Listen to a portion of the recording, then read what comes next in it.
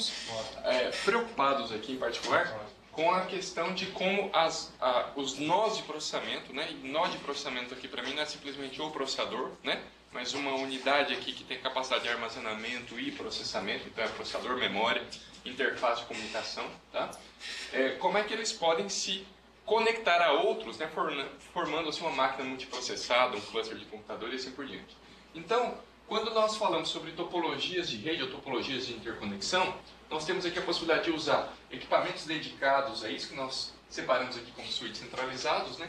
Ou então switches distribuídos, né? Essa ideia de switches distribuídos é justamente que você possa ter uma interface de rede, né? Associada a cada nó de processamento, de maneira que você possa fazer uma comunicação até ponto a ponto, né? Entre os nós de processamento.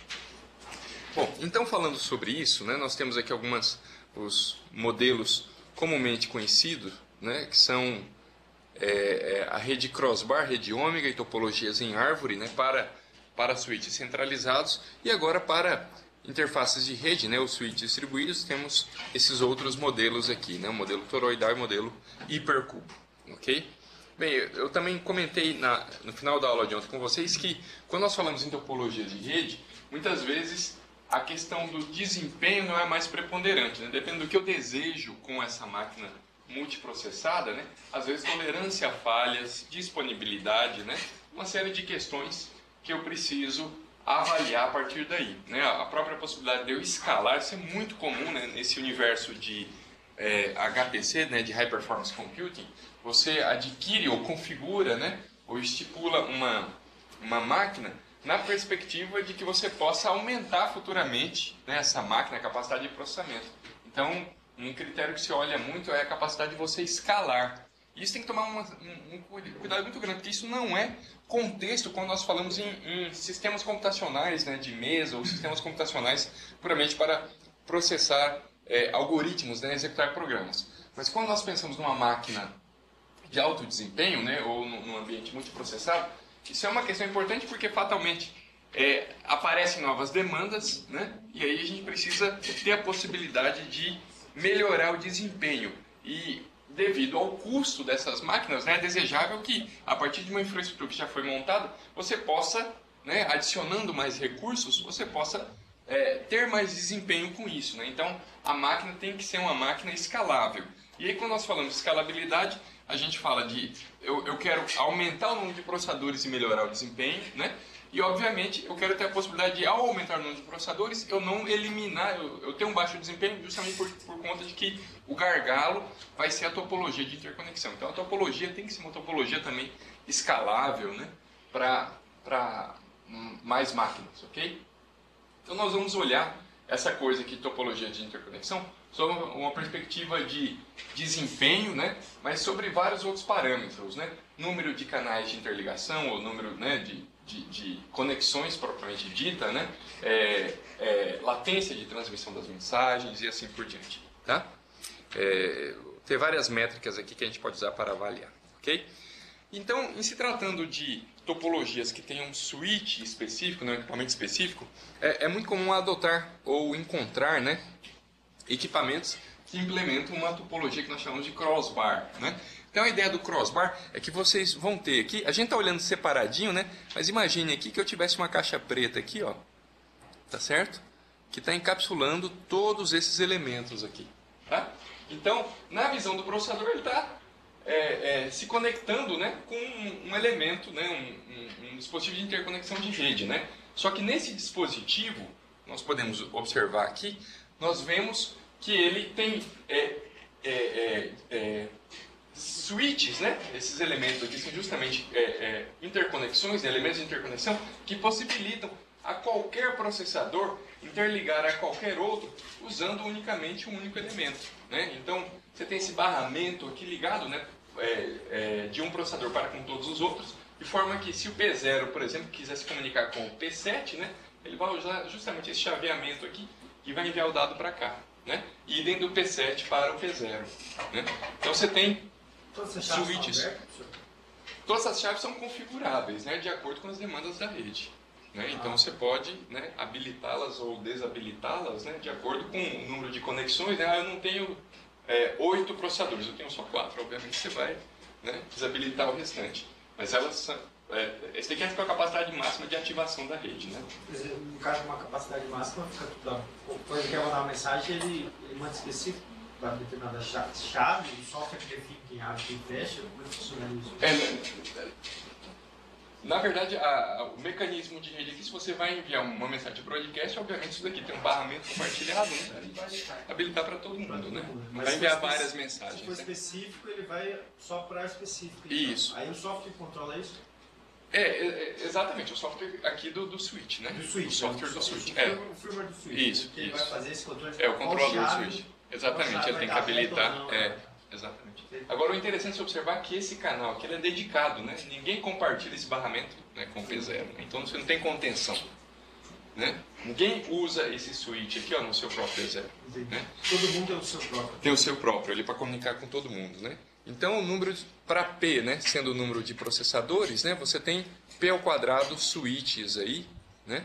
Então o custo dele é altíssimo, né? Isso aqui é uma máquina realmente de alta disponibilidade, né? E obviamente também visando aqui alto desempenho, né? Porque você não tem problema de contenção na rede, né? Todos os nós podem se comunicar diretamente, não há necessidade de retransmissão de mensagens, porque o desempenho é alto, né? E todos os nós podem se comunicar, inclusive, simultaneamente, né? Porque cada um tem o seu próprio barramento, ok? Então essa é a configuração, ok? Para P processador, você tem P ao quadrado switches, né? Então, vocês vejam como a quantidade de elementos vai escalando em função do número de processadores, né? Então, o equipamento baseado numa topologia crossbar, ele é geralmente um equipamento de alto custo, né? Nós temos um outro equipamento aqui também, numa rede muito conhecida na área, que é chamada rede ômega, né? A rede ômega, ela tem essa característica aqui. Vocês podem observar que aqui, olha, nós temos, eles chamam de switch box, tá? E dentro da switch box nós temos essa configuração, nós temos 4 switches, tá? Cada switch box ela recebe 2 entradas, né? E cada entrada vem de um processador específico. Então eu tenho 2 processadores distintos usando o mesmo switch, ou melhor dizendo, o mesmo switch box, ok? E eu tenho 2 saídas aqui que vão se ligar a outros switch boxes, né? Ou a outros processadores diretamente, ok? Bom, com isso daqui, o que acontece, né? O que acontece nessa situação aqui é que você pode ter contenção porque você tem 2 elementos distintos, né? Podendo usar aqui os mesmos recursos, né? Tem a mesma switch box, mas internamente aqui você tem os mesmos canais, né, compartilhados, né? Então, sei lá, se o B quiser enviar uma mensagem, dependendo do elemento que ele quer, ele vai ter que usar esse canal aqui, esse caminho, né? E dependendo de para onde o A quer enviar também, que é o elemento, depende se ele vai usar o mesmo caminho, né? Então, pode haver contenção aqui nesse mecanismo. Agora, a maneira, né, essa maneira aqui também de organização, ela escala, e vocês vejam que isso daqui, na verdade, obedece uma equaçãozinha simples, né? Para P processadores, né? Você tem log P, né? Log P, log P na base 2, obviamente, né? Switches, né? Multiplicado, bom, tá aqui, né? Acho que tá aqui já. Multiplicado por P sobre 2 processadores, né? Então, a ideia básica é que você tenha poucos hops, né? Poucos pontos de contato, né? Então, log P hops, né, para transmitir uma informação de qualquer processador para qualquer processador. Vocês vejam que na crossbar eu só uso um único switch, né? Então, para eu enviar uma mensagem do P7 para o P0, eu chaveio simplesmente para um switch, eu já tenho a mensagem lá no P0, ok? Aqui eu vou passar obrigatoriamente por 3 switches, né? Só que esse é o número máximo, né? Eu não passo por mais que 3 switches, né? É log P switches, né? Para eu fazer uma comunicação de um processador para qualquer outro processador, né? Então vocês vejam bem, se eu quiser, por exemplo, comunicar do P0, né, com o P7, né? Então ele está ligado só a um switch, né? Então essa mensagem tem que vir para cá, tem que vir para cá, né? Então olha só, daqui ela vem para cá. Vamos fazer o caminho aqui, né? Fica mais fácil, ok? Então essa mensagem ela vem para cá, não é isso? Daqui para cá, ok? E aqui ela segue esse fluxo, né? Para ir para... desculpe. É aqui para baixo, ó, para o P7. Né? Se fosse para o P6, seria o de cima aqui. Ok?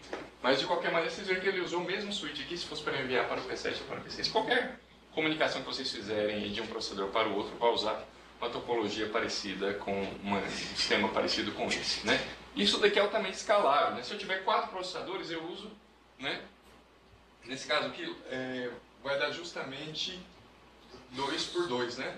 2 por 2, vai dar uma matrizinha 2 por 2 aqui, tá certo? E assim por diante. Se eu tivesse 16 processadores, né? Então, log 16 na base 2, né? Então são 4 colunas aqui, né? Com 8 switches em cada uma dessas colunas, né? Então, o que acontece aqui é que nós temos um número menor, né? Um custo menor, como está dito aqui, em relação ao crossbar, né? Então nós temos um custo menor em termos de switch boxes, né? Em relação ao crossbar, ao custo, né, de eu ter hopes aqui e alguma contenção por usar switches compartilhados, né? A rede ômega, ela tem essas particularidades, né? O interessante dela é que ela sempre ela é uma rede simétrica, né? Então todo mundo se conecta, né, usando o mesmo princípio, né? Você não tem um que chega em outro mais rápido, né? Então todos eles, a rede é totalmente simétrica, né? E você escala ela usando o mesmo algoritmo, né? Se fosse 2 processadores, você teria uma configuração aqui similar, 4 processadores, 8, 16, 32 e assim por diante, tá?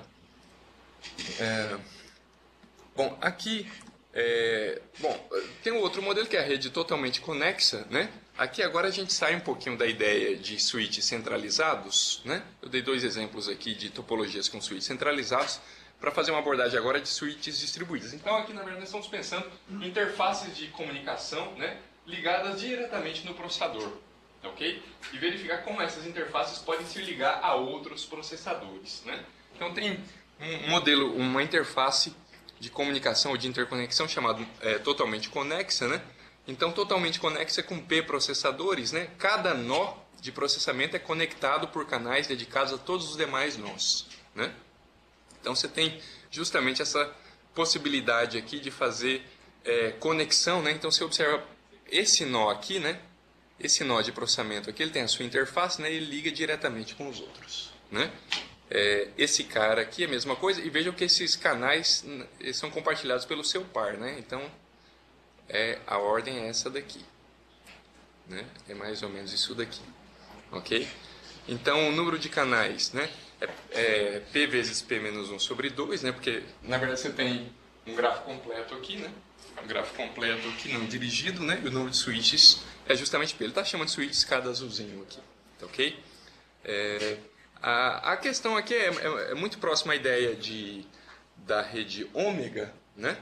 Porque você tem interconexões, né? Para com todos os elementos, né? De um para com todos, tá certo? Só que você não tem aquela ideia de um switch centralizado, né? Então na rede ômega você tem um equipamento único dedicado à rede, né? Onde todos têm que chegar até ele, né? Aqui não, aqui eu tenho interfaces de comunicação separadas para cada nó de processamento, tá certo? Mas vocês vejam que a distância máxima de comunicação nó a nó ainda continua sendo 1 igualzinho à rede ômega, ok? Então é isso que acontece aqui. Aí nós temos as outras topologias que são basicamente aí, semelhantes à mesma ideia que nós temos de rede, né, de computadores, né? Topologia em anel, né? Esse tipo de topologia é particularmente interessante para tolerância a falhas, né? E também para possibilitar caminhos mais curtos, né? Ao invés de você usar um barramento único, né, que você tem que isolar as duas pontas, né, que você tem que aterrar as pontas aqui para não fechar em curto, né? Então você pode estabelecer um mecanismo de token, né, para que você possa comunicar com os demais elementos, né? Então, e sendo um anel, por exemplo, né, a topologia é inteligente o suficiente para que você não sobrecarregue um lado da rede, né? Então, se esse cara, por exemplo, quer comunicar com esse cara aqui, ele pode usar esse caminho alternativo, né? Ou com esse cara aqui, que seja, né? Usa esse caminho alternativo de maneira a não sobrecarregar, né, esse lado da rede. Então, tem essas possibilidades aqui, tem sentidos, né? Tem sentido. Quando a gente trabalha, diferentemente do que possa aparecer numa token ring, por exemplo, né? Quando você olha que não tem sentido, ele é broadcast, né? Ou simplesmente ele é enviado junto com o token, né? E ele vai girar no anel. Essa interface aqui, num ambiente multiprocessado, ela tem inteligência suficiente para saber se ela está ligada num leste ou no oeste, né? Então, dependendo do endereçamento, né, que for setado na rede, ele pode enviar o dado só de um lado, né? sem prejudicar qualquer outro, né? Porque ele não precisa obrigatoriamente sempre enviar em um sentido, tá? Ele pode usar outro sentido. Então nós temos, os nós são conectados por canais, né, dedicados à forma de anel, né? Você tem a possibilidade aqui de várias transmissões ao mesmo tempo, justamente por isso, né? Porque um está usando um lado, outro está usando o outro, tá certo? Aqui ele está chamando de P canais, né, para P número de processadores, que são os números de conexões que você tem que fazer, né, entre os pares de processadores aí, ok? Distância máxima, né, é P quadrado, justamente porque você pode enviar para os dois lados, né? Então você não precisa obrigatoriamente vir daqui para cá, né? Você vai no outro sentido, então fica bem mais fácil, ok? E tem essa questão aqui bastante interessante para nós, né, que é a falha em dois canais, né? Você veja, a falha nos dois canais é que isola, né, um nó da rede, né? Então, de fato, você precisa ter falha em dois pontos, né, para que o nó ficasse totalmente desconectado. Isso aí, o tempo de latência varia, né? O tempo de latência varia, porque depende do posicionamento. Depende do posicionamento, totalmente. Geralmente a gente conta por hops, né? Quantos hops vai passar no máximo? Isso se eu estiver olhando assim, latência por latência, né? Porque você sabe que o pior caso é P sobre 2. Né? O pior caso é P sobre 2. Então, se eu determino a latência ponto a ponto é tanto, né? Então, o pior caso de latência. Né? Mas você poderia ter 3 transmissões acontecendo ao mesmo tempo? Poderia, porque esse cara poderia estar comunicando para cá, né? Esse cara poderia estar comunicando, você poderia ter vários, na Isso verdade. não é um barramento, né? São segmentos de rede, na verdade. São segmentos, né? Separados. Na verdade, eles são totalmente individuais. Você não tem um token único, né, passando pela rede. Né? Você tem, na verdade, conexões aqui. Né? Você tem uma interface de comunicação com duas conexões. Ok? Aqui, até agora, eu falei pouco sobre isso, mas tem um detalhe muito importante quando nós falamos de redes. Nós falamos de topologia de interconexão em sistemas multiprocessados, que é a simetria. Né? A simetria nos possibilita avaliar vários critérios, né, como escalar a rede, se eu quisesse aumentar essa rede, duplicar ela, né, qual o número de canais que eu necessito, né, a questão da distância máxima de comunicação, o número de canais máximos. Né? Então, todas essas redes, vocês podem observar que elas são muito simétricas. Né? Então, todos os nós, eles têm praticamente o mesmo grau. Né? Praticamente, em todos os casos que eu mostrei para vocês, todas elas têm o mesmo grau. Né? Quando a gente observa agora esse outro modelo, essa outra topologia, uma topologia em grade, agora você já vê que ela é assimétrica. Né? Então você tem nós aqui, né, que tem 3 conexões, nós que tem 2. Né? Então é um tipo de rede chamado rede assimétrica. Né? Então, nessa rede aqui, dependendo do que nós queremos avaliar, né, ela pode ser mais ou menos custosa, né? Justamente porque você tem que considerar essas diferenças que tem entre os nós. Né? Então, o que acontece? Né? A grade é uma matriz, né, bidimensional, tá certo? Com P processadores. Né? Então, cada nó é conectado a 4 outros nós. Né? Você tem que olhar para um nó interno aqui, ó, que esse é o caso comum. Né? Então, essa interface interna aqui, você pode ver que ela conecta 4 outras. Né? Agora, todas as extremidades não tem isso, né? Então, o caso geral seria P vezes 4, né? Sobre 2, né? Porque é bidirecional, ok? Só que, na verdade, esse número é bem menor, né? Na verdade, você tem que tirar todas esses caras aqui das extremidades, né? Esses caras aqui não pertencem a essa equação do P vezes 4, ok? Nós temos aqui essa situação, né, da distância... isso aqui compensa a gente conversar um pouquinho, né? Retransmissão de mensagens entre nós não vizinhos, isso também é óbvio, né? Porque você quer comunicar desse cara aqui, melhor dizendo, né? Desse nó de processamento com esse nó de processamento aqui, né? Então isso aqui vai passar por hops, né? Tem que pegar algum caminho, tá certo? Se isso daqui tiver inteligência suficiente, eu posso fazer análise de tráfego, né? Então esse cara aqui pode decidir e mandar para cá ou para cá, enfim, sugerir caminhos alternativos. Mas o ponto é que eu não consigo, como a ligação é óbvio, né, não é ponto a ponto em todos os nós, eu vou ter que ter retransmissões. Né? E tem um ponto bastante interessante que é a distância máxima entre os nós não vizinhos, né, que é justamente isso. Né? Então nós temos a raiz de P menos 1 vezes 2. Né? Então se vocês notarem, né, é justamente essa possibilidade aqui, ó, de eu sair daqui, não é isso? E vir para cá, ó. Né? E vir para cá. Né? Então eu pego a raiz de P, como ela é uma matriz quadrada, né? Então a raiz de P vai me dar isso daqui, né? Vezes 2. Ok? Aí ele está fazendo menos 1 aqui, porque está desconsiderando o primeiro ou último nó, dependendo da ideia. Para essa organização, a topologia, né, o desempenho depende bastante do algoritmo de roteamento aí, né? Ah, sim. Não sei se chama roteamento. É, depende bastante do algoritmo de rotina. O que acontece é que isso daqui pode ser uma topologia bem interessante se esses nós aqui, eles são desbalanceados. Né? De repente você tem nós aqui de menor capacidade de processamento e nós com alta capacidade de processamento. Né? Então você pode usar desse artifício aqui, né, para sobrecarregar, porque eles conseguem atender uma demanda, né, com mais conexões, né, e os nós de menor capacidade você deixa na periferia. Entendeu? À medida que você for substituindo isso, você pode comunicar menos, né? Vai se comunicar menos. Você tem um núcleo ali, pode ser um núcleo mais robusto. Né? Comumente esse é o caso de decisão quando você quer montar uma rede como essa. Tá? Esse é o caso desse. Ok? Bom, então está dito aqui conforme eu comentei com vocês. Né? Para esse caso particular aqui com 16 processadores, né, nós temos justamente que a distância máxima é igual a 6. Né? A distância máxima foi o que nós falamos ainda há pouco, né, nos dá essa ideia, né, de latência máxima de comunicação. Né? Isso é bastante interessante. Se eu tenho um throughput aqui da minha rede, né, eu consigo saber, dado um throughput, dado uma vazão, dado uma topologia, né, se vocês conseguem modelar a topologia, vocês têm esses parâmetros aqui bem esclarecidos, né, você sabe a latência máxima. Né? Isso pode ser um parâmetro interessante de decisão aqui. Vocês vejam que essa rede aqui, quando eu estava falando de rede, esse modelo aqui em grade, né, eu falei que ele é assimétrico, né, justamente por essa questão de que os nós aqui têm um número de interconexões associadas, né, ou se eu pensar nisso como um grafo, o grau dele, né, é diferente aí entre os nós, ok?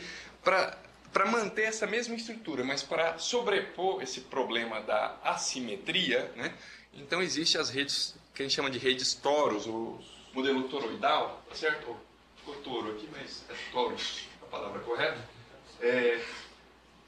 Vocês veem que na verdade ele sobrepõe esse problema, né? Porque se vocês notarem, né, era esses caras da extremidade aqui, né, da primeira última linha, né, última coluna, primeira coluna, que estavam, né, saindo fora dessa simetria, e agora eles se ligam, né, estilo aqui meio anel, né, ao nó aqui da sua, né, que seria aqui da extrema esquerda, né, o nó da extrema direita liga ao nó da extrema esquerda e assim por diante, né, o primeiro nó liga ao último nó.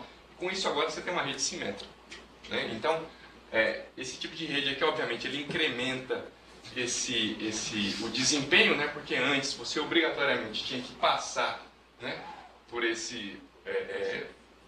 por todos esses elementos, né, era raiz quadrada, né, era raiz quadrada vezes 2, né, para você fazer a transmissão. Agora você consegue fazer aqui isso daqui com um desempenho bem melhor, né, que você pode tomar esses atalhos e chegar rapidamente onde você quer. Então, aquela mesma retransmissão aqui na grade, né, na grade não tinha isso, né, não tinha esses anéis. Então, para eu transmitir desse nó de processamento para esse nó de processamento, vocês lembram que eu tinha que tomar um caminho aqui horizontal-vertical ou vertical-horizontal, obrigatoriamente, né?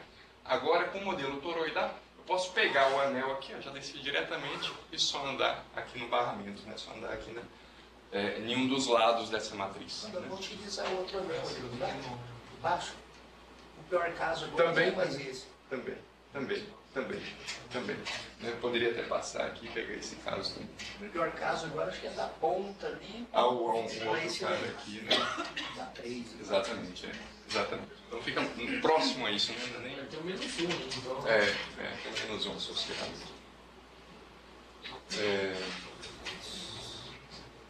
Então é isso. Agora vocês vejam, né, que lá no modelo, no modelo em grade, vocês vejam que, como eu não tenho esses anéis aqui, né, interligando os nós das extremidades, né, seja direita e esquerda, ou seja primeiro e último, né, eu tinha um número de interconexões aqui bastante reduzido, né? Porque na verdade eram só os nós internos,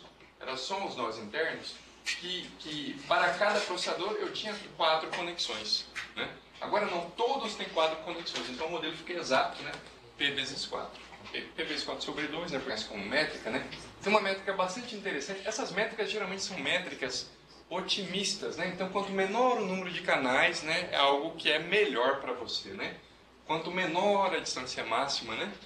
Nós temos uma métrica chamada de métrica pessimista, e é amplamente usada, porque ela nos dá uma relação de tolerância a falhas, né? Nos dá um parâmetro de tolerância a falhas. A métrica se chama largura de banda da bissecção, né?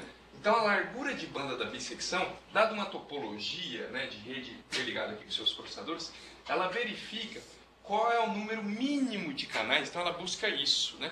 Qual é o número mínimo de canais que eu posso obter em qualquer bissecção que eu faça, de maneira a separar os nós, né, os nós aqui da minha rede, em 2 partes de mesma quantidade, né?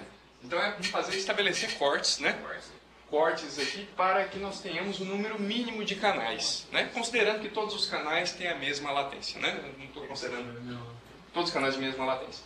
Então, esse número mínimo me dá uma noção de pior caso, né? Porque no pior caso eu vou ter um corte, uma parada na rede, né? Uma interrupção na rede, que vai separar essa rede aqui, né?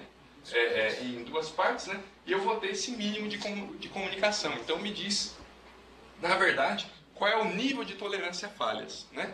Quanto maior esse valor, né? Quanto maior o valor da largura de banda de bissecção, né, mais tolerância a falhas eu tenho, né? Porque ela me dá um corte minimalista, né? Um corte do menor número de canais possível, né? Então, por exemplo, né, se nós pegarmos aqui, vocês podem observar que eu poderia fazer um corte, são 16, então eu preciso de 8, né? Poderíamos fazer um corte mais ou menos assim, né? Poderíamos pegar esses 4 aqui, né? Olha aqui, poderíamos fazer um corte assim, né? Olha aqui, ó, eu vou passar de vermelho aqui que vai ficar mais fácil para a gente enxergar. Quer ver? Imagine que eu faça esse corte aqui, ó. Quantos nós eu tenho? 4, 5, 6, 7, 8. Pronto, isso daqui, ó. Ok? Esse corte aqui. Tá certo? Então, nesse corte aqui, eu separei isso daqui para ser uma rede, né? Isso daqui ficou outra. Ok? Então, se nós olharmos o número de arestas, né? Nesse caso aqui são canais, né? Que atravessam essas 2 redes, né? Aqui eu tenho uma rede, aqui eu tenho outra, né? Então, nós contamos aqui 1, 2, 3, 4, não é isso? 5, 6, né? 7. Ok? 7. A pergunta é, esse é o menor número de canais que eu consigo obter numa bissecção? Não é, né? Facilmente a gente observa que se eu cortar aqui pelo meio, ó, né? Eu obtenho 4. Né? Então, vocês podem depois testar, né? Mas para essa topologia em particular, aqui o número mínimo é justamente 4. Então a largura de banda de bissecção para essa topologia aqui, em particular com esse número de processadores, né? Porque se eu aumentar, obviamente, a matriz vai ficar, né, maior ou menor, dependendo dos processadores. Para esse caso aqui é justamente 4. Né? Então, o que significa, né? Eu precisaria, para dividir essas 2 redes aqui, né? Ou melhor dizendo, para dividir essa rede aqui, né? Eu tenho esse pior caso aqui, né? Que me dá 4 canais, né, de cobertura para interligar esses caras. Aqui é fácil, né? Tá certo? Já é 2. Percebe? Então, quanto o menor o número de canais, mais possibilidade de falha, né? Da largura de banda de bissecção, né, de ocorrer uma falha, pode afetar significativamente a minha máquina multiprocessada, o meu ambiente multiprocessado. Ok? Esse daqui é interessante, né, porque como é o torus, né, não tem só essa questão da distância, né? Agora você faz um corte aqui dentro, você tem muito mais canais passando, então você precisa quebrar muito mais canais para você tirar essa rede fora do ar, né? Então esse é outro fator interessante aqui da topologia torus, né? Nós temos essa outra topologia que também é simétrica, né? Se vocês observarem, né? Todos os nós têm o mesmo grau, né? Então, e o hipercubo é particularmente interessante, né? Porque você sempre vai formando ele a partir de outros cubos, né? A partir aqui de 8 nós, né? Qualquer acréscimo que eu faça aqui deveria obedecer a essa premissa. Então o que acontece, né? Isso daqui, o número de processadores aqui sempre vai obedecer essa relação sobre o grau, né, do hipercubo, né? Então, para o hipercubo de grau 3, né, grau diz respeito aqui justamente ao grau do nó, né? Então, para o hipercubo de grau 3 eu teria 8 processadores, como diz aqui, né? Então, cada nó conectado a outros N, né, nós, tá certo? E o número de canais, nós temos essa relação aqui pelos processadores ou pelo grau, né? Conforme vocês podem observar aqui, né? Então, sempre a gente faz, né? Sempre é pela metade, obviamente, porque os canais são todos bidirecionais, né? Bom, aqui vocês vejam que eu preciso de retransmissões, de qualquer jeito, né? Eu quero comunicar este nó de processamento com esse cara aqui. A ligação, obviamente, não é ponto a ponto, né? Preciso de retransmissões, não é isso? A distância máxima é justamente o log aqui do número de processadores, né? Porque é justamente o grau, né? É justamente o grau que nós temos. E, bom, esse caso aqui mostra justamente o caso de um hipercubo de grau 3, né? É interessante observar que, em particular, a partir do hipercubo de grau 3, né? Qualquer outra topologia que você fala, você vai adicionar cubos, né? Então, o hipercubo de grau 4, por exemplo, né, nós já vamos ter 16 processadores, né, ou 16 elementos de processamento. Né? Então, você tem 2 cubos. Né? E agora você tem que interligar, né, esses cubos aqui justamente para eles manterem essa coerência aqui de distância, né, de número de canais e tudo mais. Então, na verdade, você monta cada cubo individualmente, né, e depois vai ligando, né, nó a nó, né, de maneira espelhada. Né? Então, se nós nomearmos esse cara aqui, olha, da superior esquerdo, né? Então eu vou ter que ligar o superior esquerdo desse lado com o superior esquerdo desse e assim por diante, né? E aí cada interconexão que eu faço de um cubo para outro aqui, vocês vão ver que eu vou aumentar o grau em uma unidade, que é justamente isso que nós vamos chegar, né? Um hipercubo de grau 4, ok? Então a distância máxima vai ser justamente 3, estava dito ali em cima, ok? Então é isso que acaba acontecendo aqui, né? Olha lá, né? Para o hipercubo de grau 4, né? Acontece esse mecanismo de comunicação. Inclusive, essa ordenação dos nós, eu acabei tirando isso daqui, mas a possibilidade, inclusive, isso é bastante comum em máquinas de hipercubo, né? A colocação desse nó e desse nó aqui geralmente obedece a um algoritmo de distância de Hamming, né? Então você põe aqui o 000, né? Por exemplo, aqui o 001, né? Aqui o 010, né? Pode estar com os bits, né? 01, exato. Você faz a variação de um bit, né? De um nó para o outro, né? Então, isso é bastante interessante para você estabelecer ordenações, né? Entre os nós aqui. Ok? Vou deixar assim por enquanto.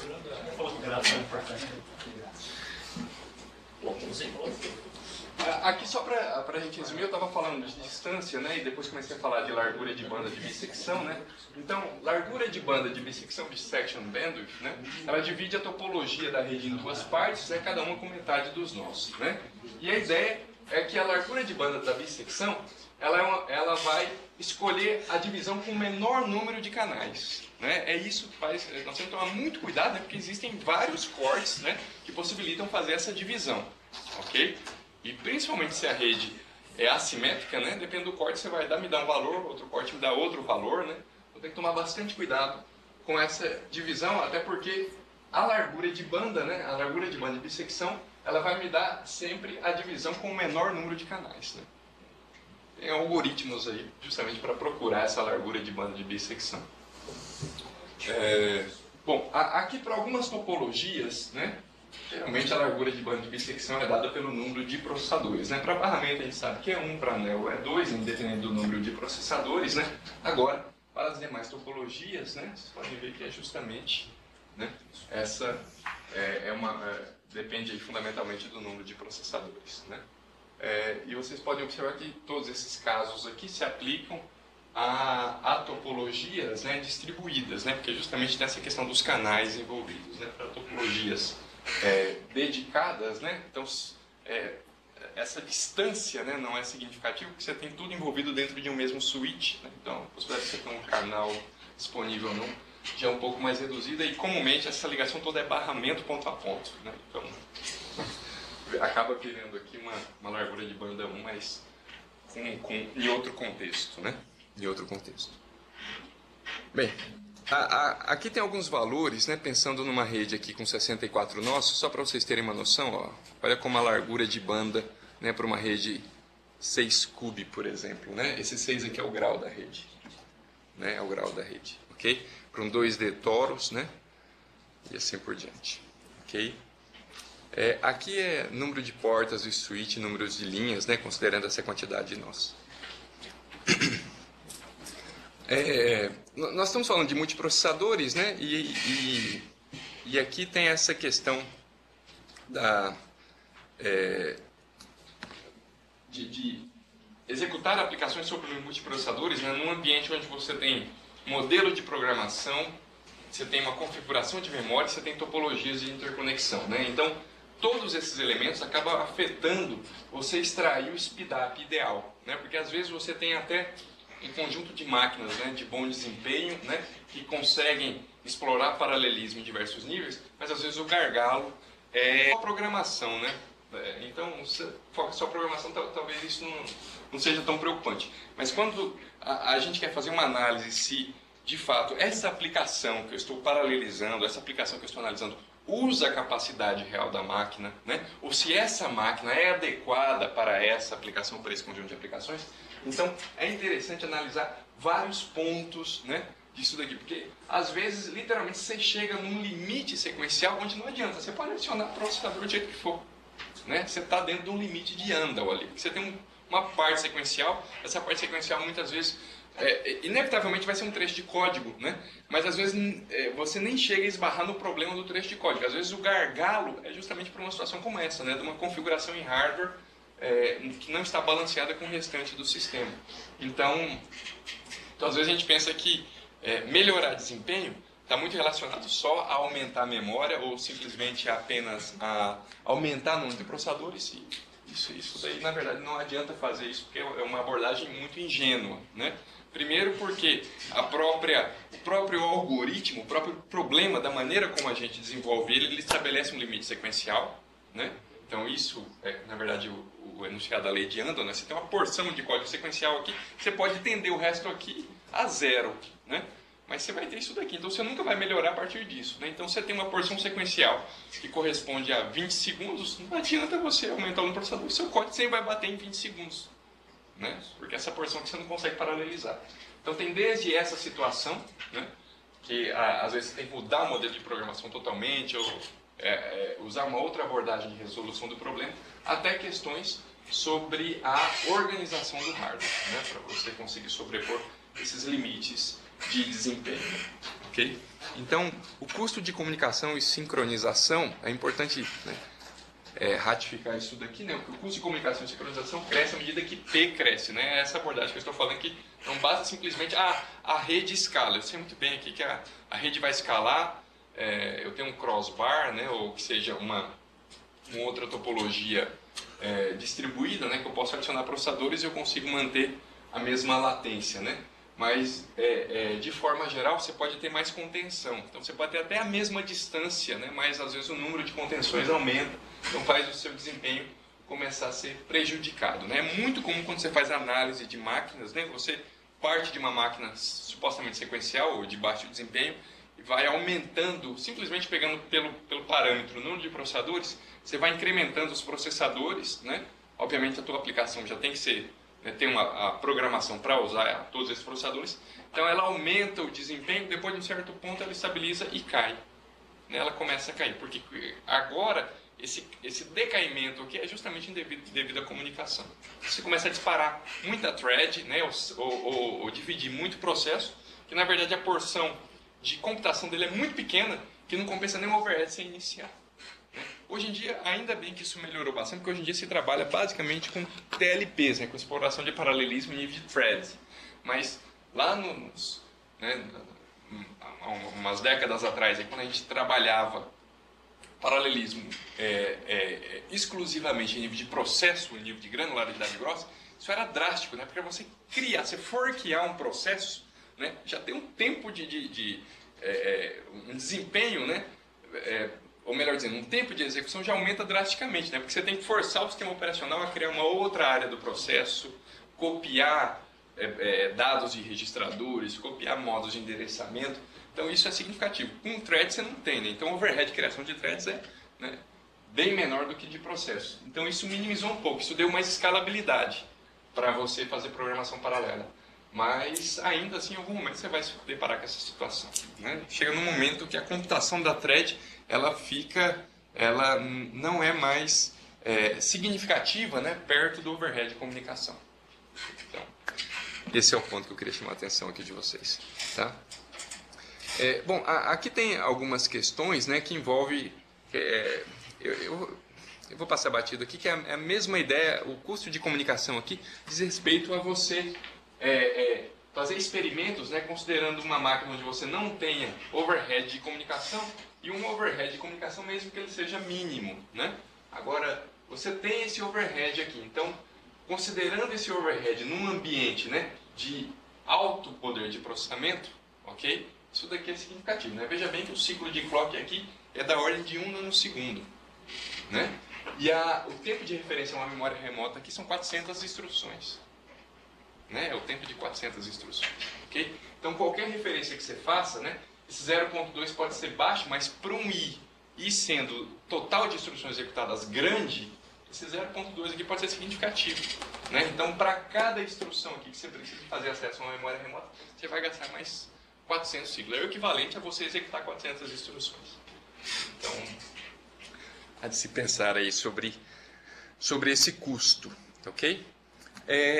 O que nós temos aqui, gente, é uma coisa que eu quero ver com vocês, que se nós considerarmos aqui uma máquina com 64 nós de processamento, né, processadores, ok? E eles organizados aqui como uma grade, né?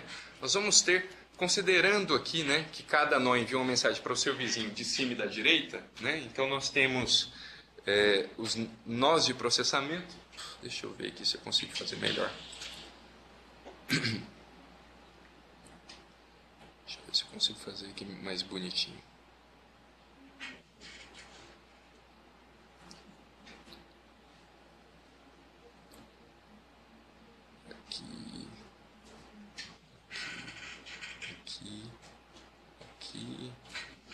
Aqui e aqui, pronto. O que eu quero dizer para vocês é que aqui nós temos um experimento onde cada nó, cada círculo aqui, né, cada circunferência aqui que eu fiz, corresponde a um nó de processamento. Ele está enviando uma mensagem para o seu vizinho de cima, tá certo? Então nós temos aqui essa transmissão de mensagem e o seu vizinho da direita, né? De cima, né? Vizinho de cima e o vizinho da direita, né? Esses caras, obviamente, aqui só terão uma mensagem aqui enviada, né? E assim por diante para todos, né? Então nós temos essa configuração aqui. A questão é o total de mensagens trocadas numa rede como essa, né? Onde todos os nós têm que estabelecer essa comunicação, tá certo? Numa rede, numa organização matricial, que é justamente o modelo em grade, né? Que é o que está desenhado aqui, né? Nós teremos uma troca de 102 mensagens sendo enviadas pela rede, né? Que justamente seriam para 64 processadores, né? Seriam 2 vezes 64, né? Mas nós teríamos esses 8 processadores, né? Tanto daqui quanto daqui, que não trocariam essas mensagens, né? Não trocariam essas mensagens. Então, a gente tem que tirar 2 vezes para cada um desses 8 aqui. Então, seriam 112 mensagens, né? Bom, então, considerando isso daqui, né? Vocês vejam, se o total de mensagens é 112 e a comunicação por um canal, né, consumir uma unidade de tempo, né, a gente teria 112 unidades de tempo para fazer essa transmissão total aí pela rede, né? Porque pensando que eu transmito aqui, esse cara depois disso vai transmitir e assim por diante, né?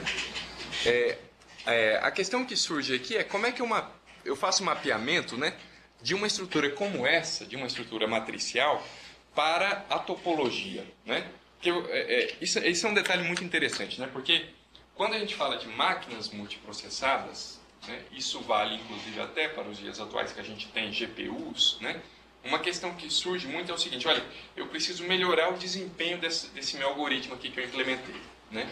Então agora eu vou executar sobre essa máquina.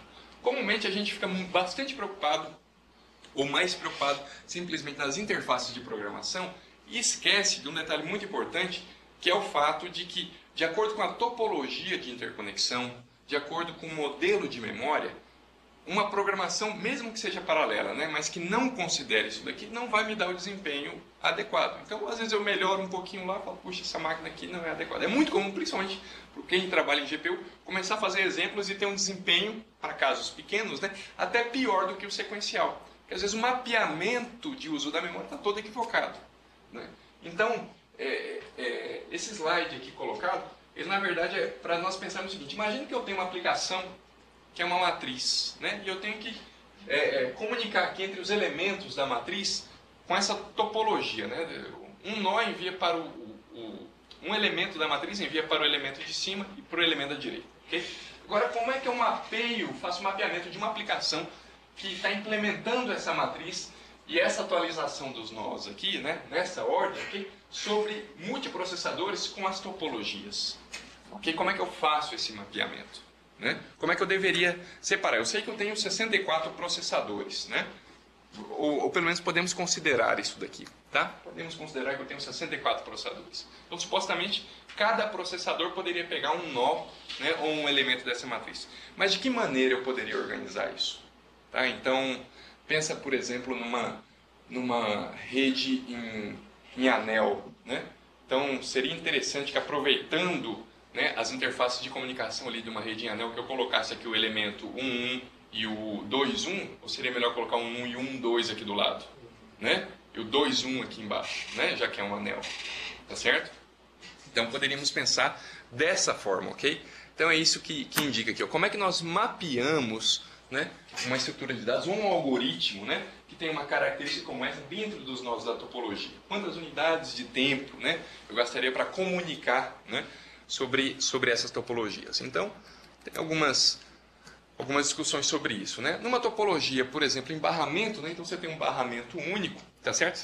O dado vai ser broadcast, né? Vai ser enviado via broadcast para a rede. Então, a gente costuma dizer que o mapeamento aqui pode ser qualquer, já que sempre vai ser dado broadcast, ok? Você tem 112 mensagens, vai ser 112, né?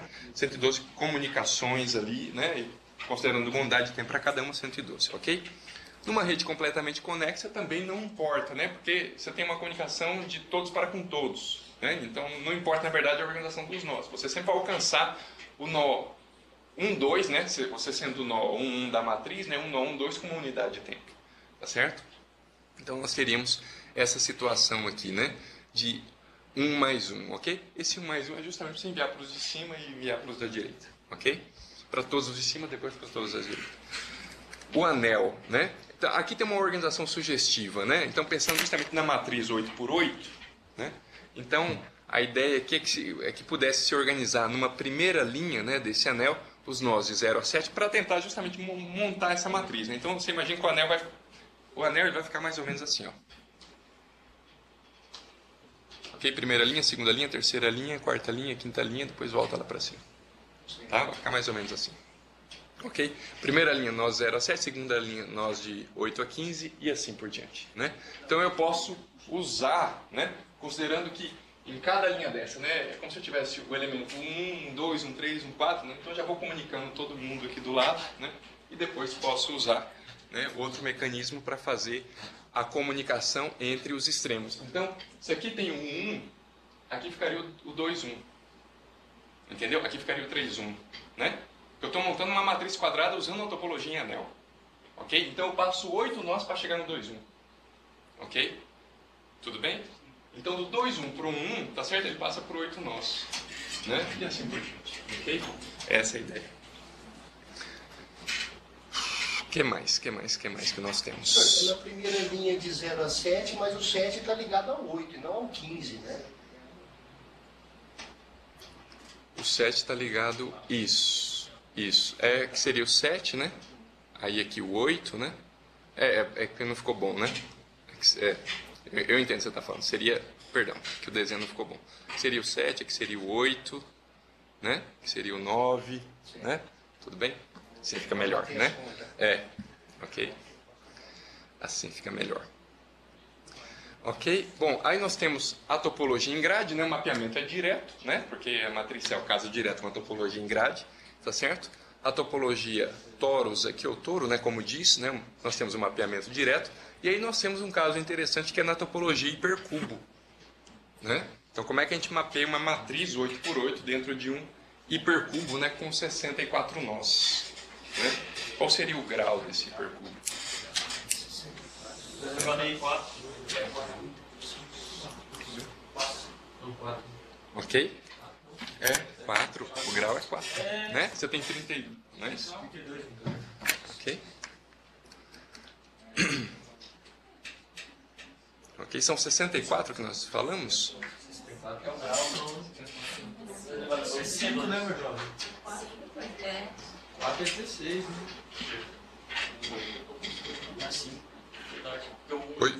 Eu preciso, na verdade, em cada cubo eu vou ter 8, né? Então eu preciso de 4 cubos, né?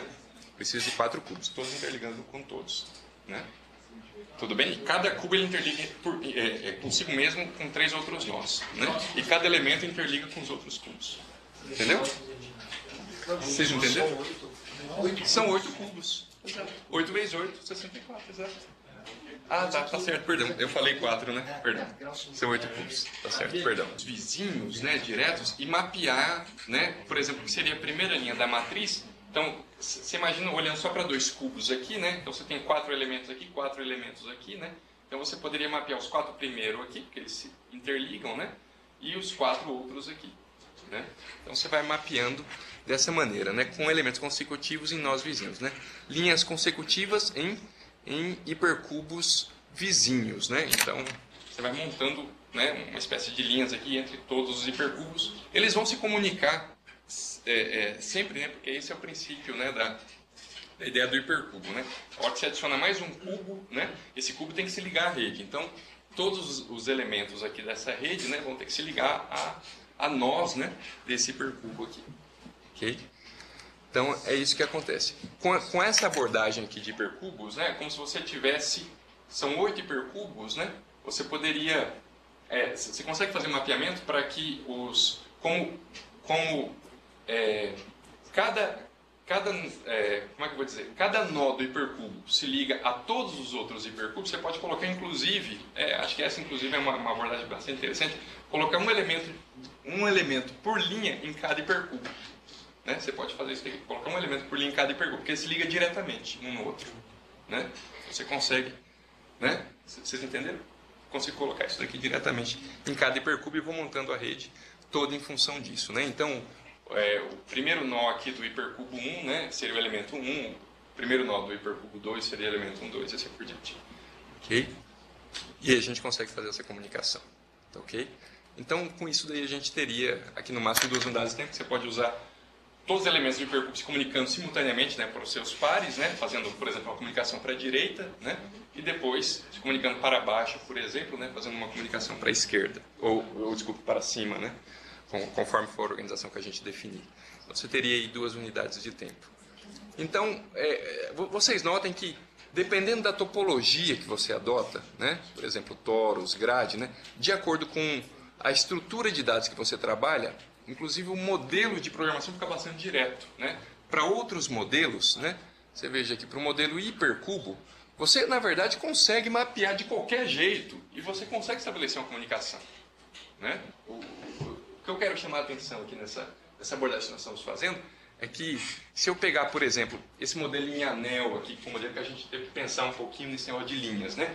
Você consegue, na verdade, jogar, porque, dado um elemento, né? Dado um nó, né, dentro do anel, eu vou conseguir comunicar com qualquer um, né, ao custo de ser P sobre 2, ok? E às vezes essa comunicação em nível de resolução do problema deveria ser uma comunicação direta, só que como você não prestou atenção no mapeamento, você jogou esse nó que no programa está como vizinho, você jogou lá do outro lado, ok? Então, o que eu quero comentar com vocês é que existe, diferentemente do que a gente costumeiramente adota, né, quando a gente vai resolver problemas via programação numa máquina nossa, né, a gente no máximo vai pensar em separar isso em threads, modelo de comunicação, a gente nem se preocupa, porque às vezes a comunicação nó a nó é ponto a ponto.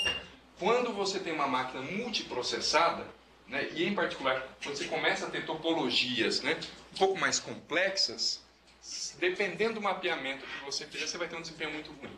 Então não é incomum você, às vezes, ter uma execução, ter um algoritmo sequencial, você passa ele para uma máquina paralela, o desempenho não fica tão bom, né? Em alguns casos, para poucas massas de dados, às vezes fica até pior, né? O que parece ser alguma coisa surreal, porque você tem mais poder de processamento, né? Ou mais processadores, e ele fica pior justamente por causa disso, né?